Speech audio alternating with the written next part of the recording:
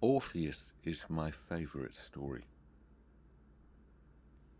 I don't think it's good because it's old. I think it's old because it's good. It has stood the test of time.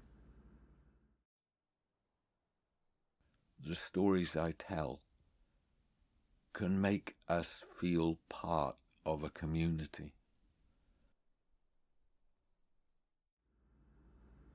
The greatest musician who ever lived was called Orpheus.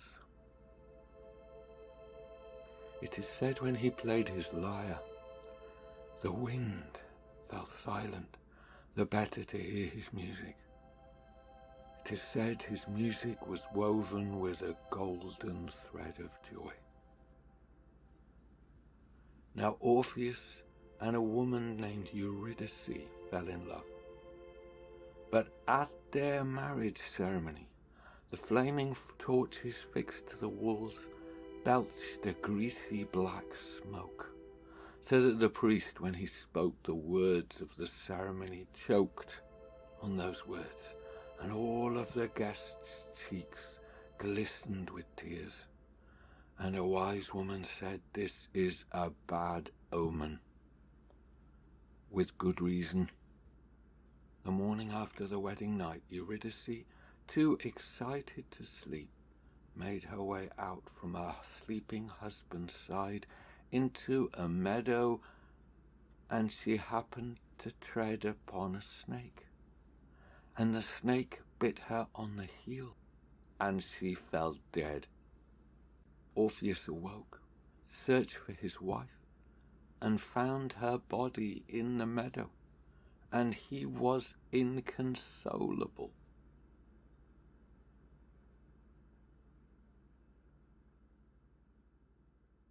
The experiences we are having, sometimes suffering or enduring, are not unique to us.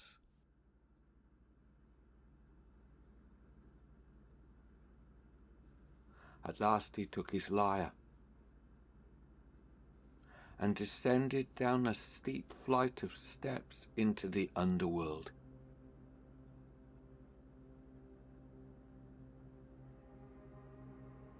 He crossed the river of forgetfulness in a ferry, and he made his way amongst the ghosts of the dead towards the palace of Hades. He passed through empty corridors until he came to a great hall.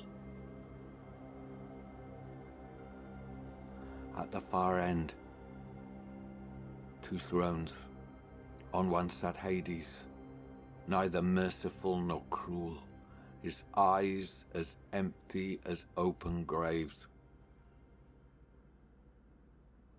On the other, his wife Persephone, shining bright in the gloom like a full moon on a winter's night. Orpheus sang, "We mortals are wretched things. You gods, you never know sorrow, but you do know love. Think of the time when your wife is apart from you, when she walks the earth with her mother. Think of the ache of longing. This is how it will be for me for the rest of my days.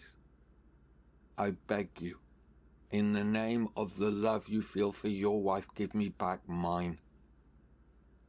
And Persephone turned toward her husband, and she saw one oily black tear roll from his empty eye socket.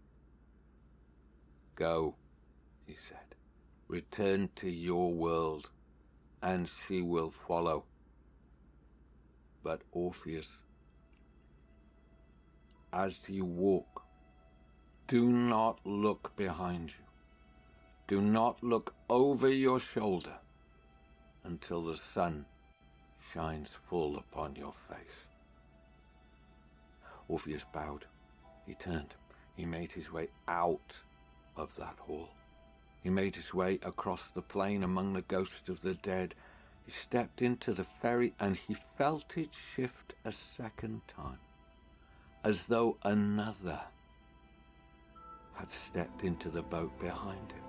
And as he climbed the flight of stairs, now and then he would hear the rustle of a dress. He made his way out of the cave. It was night. The sky was bright with stars.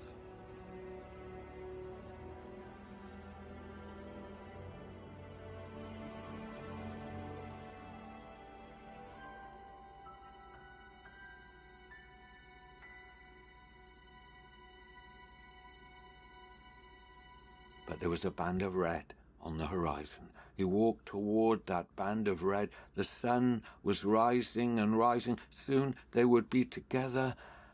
And just as the sun was about to shine full on his face, he heard his wife behind him stumble. And before he knew what he had done, he had turned to break her fall. He looked into her eyes, and then she faded away.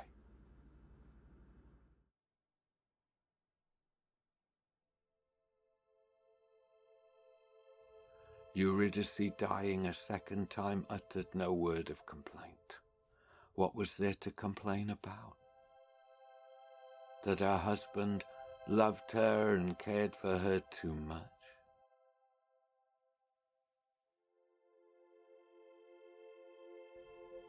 Orpheus, it offers the possibility that some good can come from tragedy. Orpheus suffers a great loss, but he makes a pearl out of the grit. He causes some good to come from his tragedy by making music that consoles others. And that is my aspiration as an artist, is that in some small way, the stories I tell can make us feel part of a community, that the experiences we are having, sometimes suffering or enduring, are not unique to us. They have been experienced by other people across the whole of the history of the human race. And this plot enables me to express that without saying it explicitly. I can tell the story instead. And for those people who want to hear that message, it is there in the choices and the actions of the characters and in the pattern of the plot. From then on, Orpheus's music became even more beautiful, because now it was woven not just with a golden thread of joy, but with a silver thread of sorrow, woven with the knowledge that our lives are brief,